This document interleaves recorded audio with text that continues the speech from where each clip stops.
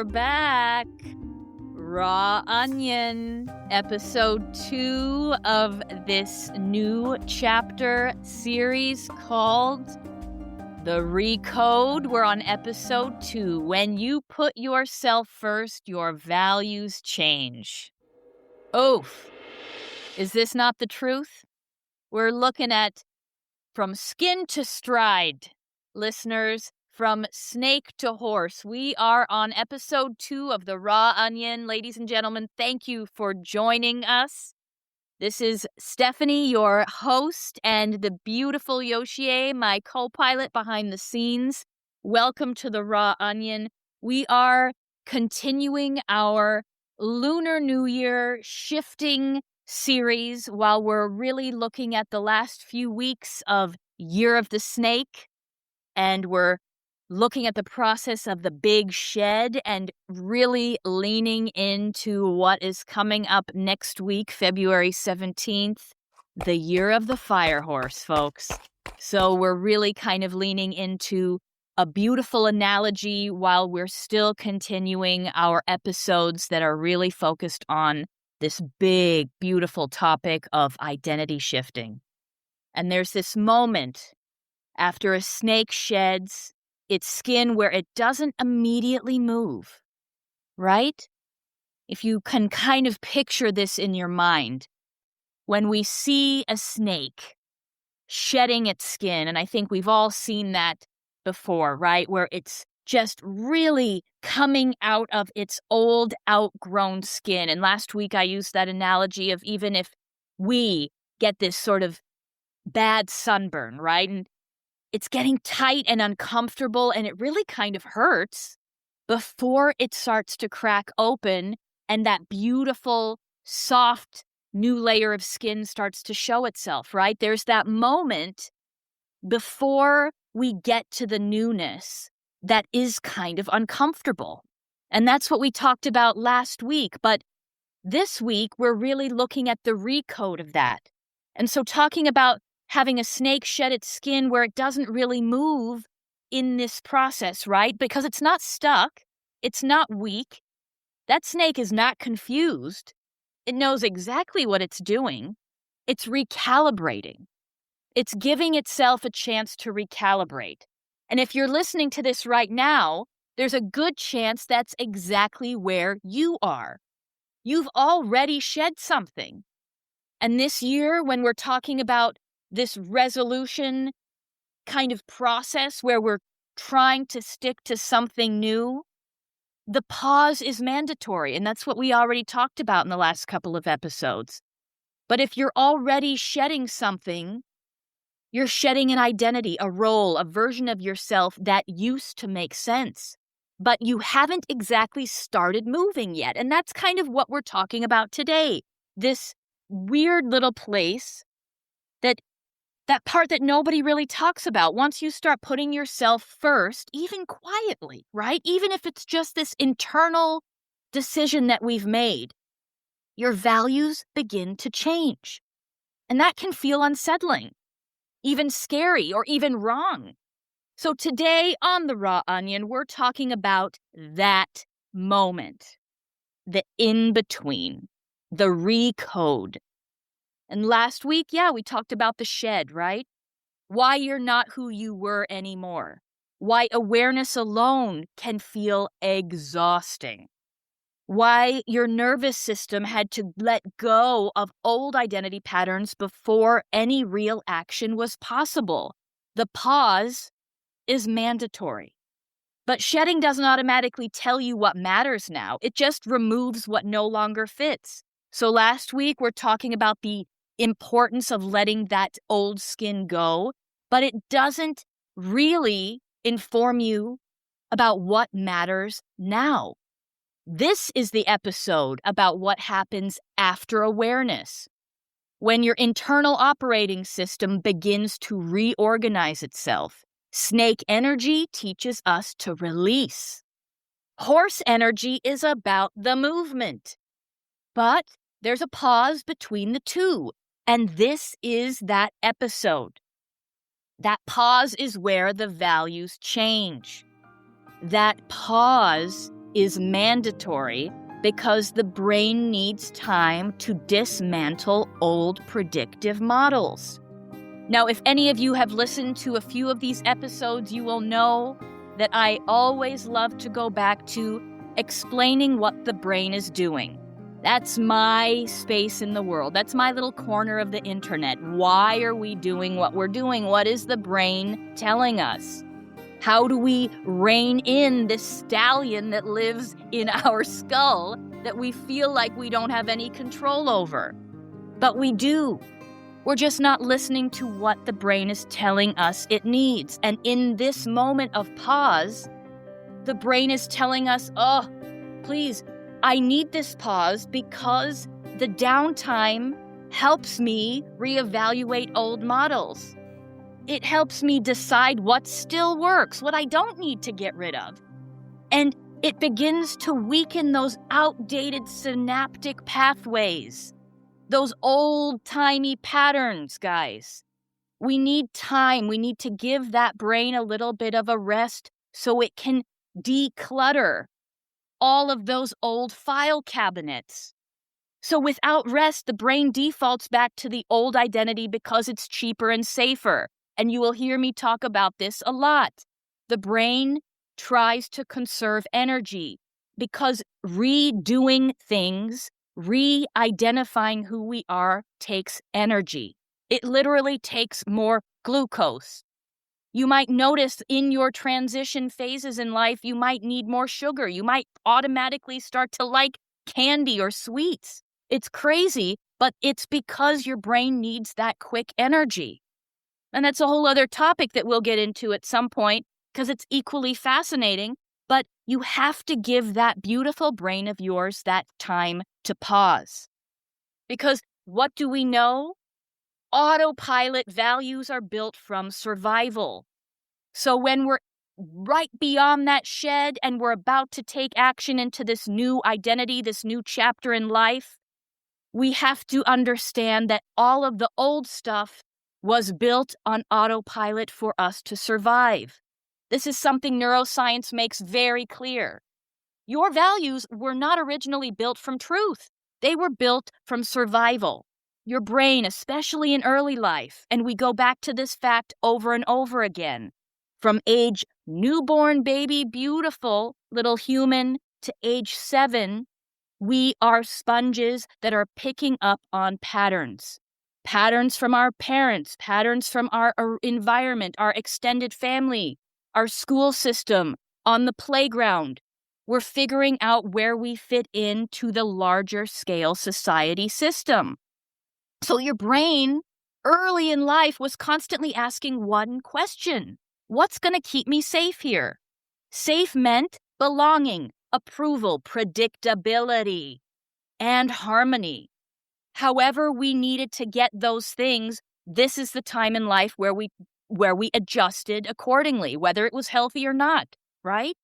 So if being agreeable kept the peace, peace became a value. If being helpful made you loved, self-sacrifice became a value. That doesn't mean those values were wrong. It means they were adaptive. But adaptation isn't the same as alignment, right? Adaptation is not the same as alignment. Ooh, alignment is where that beautiful, free of anxiety flow comes in. It ain't the same as adaptation, guys. Adaptation is what your brain in early childhood needed to do to keep you safe. And as your nervous system matures, as we get into this new chapter in midlife, your nervous system is either going to get burned out or it starts to ask different questions. What's actually true for me now? We're not 7 anymore. We're allowed to repattern our autopilot behaviors. What about people pleasing? Let me just give you a little fact on this. Huge cornerstone of early childhood adaptation. And this is going to go back to make sense on why we need to pause in between the shed and the action, guys. People pleasing is not a personality trait. Whoever's listening out there, you think you're being agreeable, you think you're needed. It ain't a personality trait. It's a learned neural shortcut. And here's what's happening in the brain. When you anticipate others' needs quickly, your brain reduces uncertainty. So if you're thinking, ooh, less certainty, it's equaling less nervous system activation. So if you're trying to preemptively strike to help somebody out because you're trying to keep the status quo calm, that's not a neuroscience personality trait that is automatic. It's not in your character. It's not how you were born, it's learned. So people-pleasing becomes efficient. If your brain learns, if I manage your emotions, I don't have to feel my own anxiety. Ooh, does that hit a nerve for some of us? I kind of think it hits a nerve for me. Because if I can manage your emotions, and if I can predict what you will be to me, if I know that you're going to be happy and calm, I don't have to feel my own anxiety. Ugh, right? Yikes. But we got to feel that anxiety and we got to pause in order to let it release. But it's a pattern. You got to break those patterns. That pattern lives in the anterior cingulate cortex, a place in the brain I talk a lot about. Why? Because it tracks social error and disapproval. We're social creatures. We're going to align to how we fit into society. It doesn't mean that it's actually doing us any favors. So when you disappoint someone, even if it's for a good reason, your brain lights up as if you've made a mistake. Not because you have, but because your nervous system learned long ago that disapproval equals danger. Oof. And get this, I'm going to go a little deeper. Let's blow our minds together. Some people, in the depths of their people-pleasing and hypervigilant patterns, are epigenetically inherited to do this. Meaning, you may be carrying nervous system adaptations that didn't start with you. Now, this is where I really get my nerd hat on, because this is exactly what I've built an entire business around. Inherited generational stress. So research does show that chronic stress, threat, or instability experienced by previous generations can alter how stress response genes are expressed in us today. So let me give you an example. If the women before you survived by staying quiet, by keeping the peace, by being indispensable, and now think back, even if you do not know your family of origin, biologically, think about the people that you were raised by, raised around. Think of the women that you grew up with, and if you have any knowledge of their grandmothers or their mothers, was it any part of your larger history that women had to stay quiet, they had to keep the peace, they had to be indispensable? Your nervous system may still be wired to prioritize safety over self-expression because it's been inherited. That doesn't mean you're broken. It means you're the one with enough awareness to update the code. It's a beautiful time we're living in now because of this awareness. We are allowed to update that code. So if we take that and talk about this needing to pause, I want to bring in a little bit of another category. And again, things we don't even realize we're doing. But what about perfectionism? Because it always shows up right here in this pause. Perfectionism isn't about high standards. It's about error prevention. So from a nervous system perspective, or maybe even a neuroscience perspective, perfectionism is driven by an overactive threat detection system. So if I do it perfectly, the brain says, I can't be criticized, right? Or if I do it perfectly, the brain says, then I can't be rejected. If I do it perfectly, I'll stay safe. Perfectionism lives right next door to people-pleasing, their neighbors. But here's the cost. When perfectionism is running the show, your values get hijacked by fear. You're doing everything to avoid fear. You're doing everything to avoid rejection, criticism. You want to stay safe. So you stop asking, what matters to me? Let me say that again. And I know I like to repeat these really bold statements, but this is so simple, and it might be the most important thing that we're going to talk about today. When you are operating on staying safe, this beautiful moment of pause, you're losing because you stop asking, what matters to me? And you start asking, oh God, what will keep me from being judged? That's why old goals stop motivating you. That's why success can feel hollow. That's why you're exhausted, because you've never stopped to ask yourself, what matters to me? It's not selfish. It's literally neurological in your mind. That logically you want something different, but your autopilot behaviors are literally running a different program. So you're running two different programs that are clashing with each other. Do you see how that could actually make you dead tired? Of course, because your brain is literally chopping itself in half and running two different programs at the same time. Your laptop would burn its engine out, the motor would die. So think of yourself as a recodable program. And that's why we're having this episode today. Focus on that beautiful pause.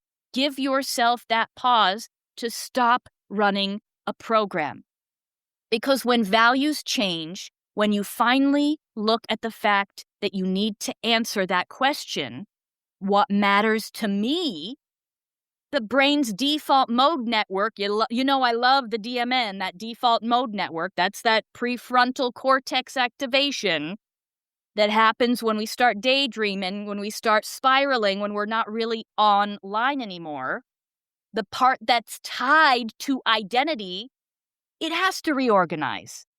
And that reorganization feels uncomfortable. It feels disorienting. It feels really, really lonely, because it's a sign of growth. And when you put yourself first, when you honor this pause in between the shed and the action, the pause that we're in now, when you put yourself first, that pause tells you that your values don't disappear, they reorder.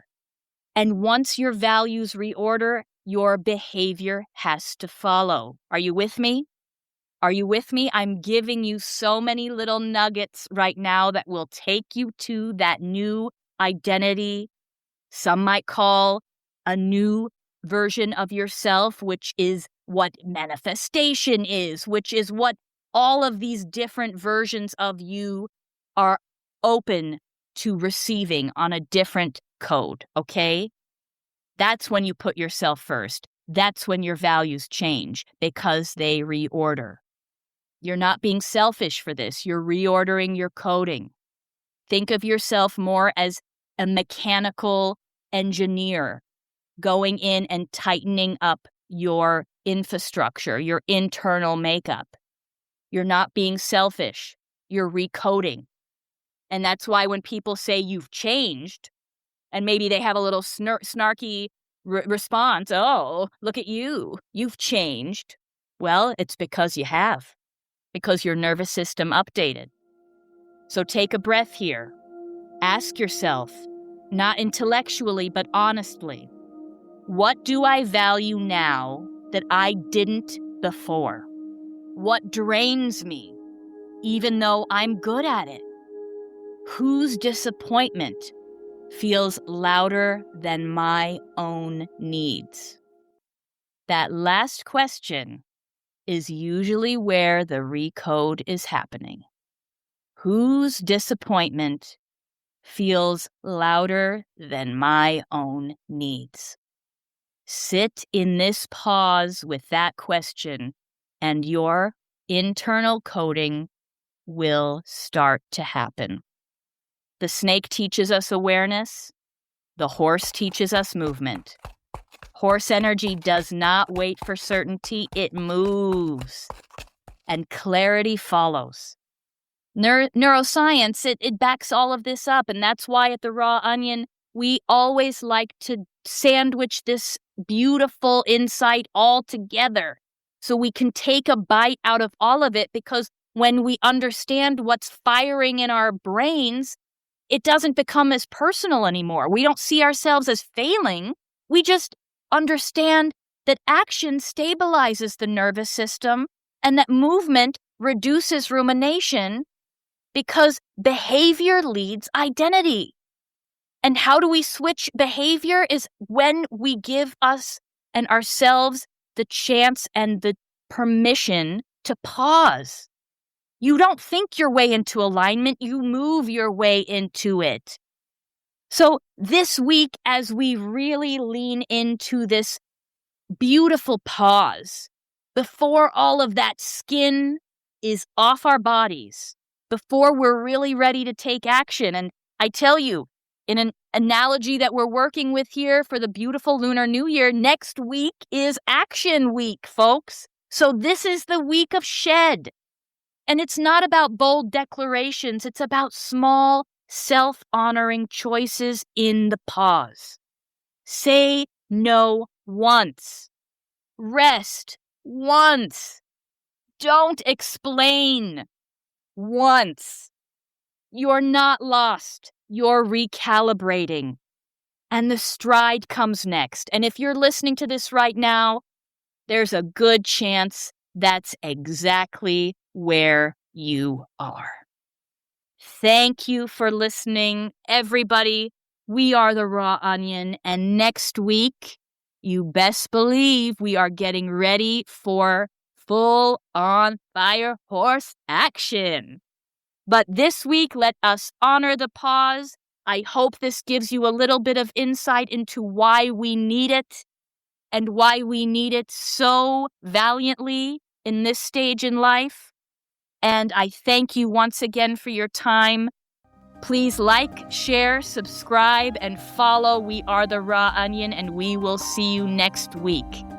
Over and out.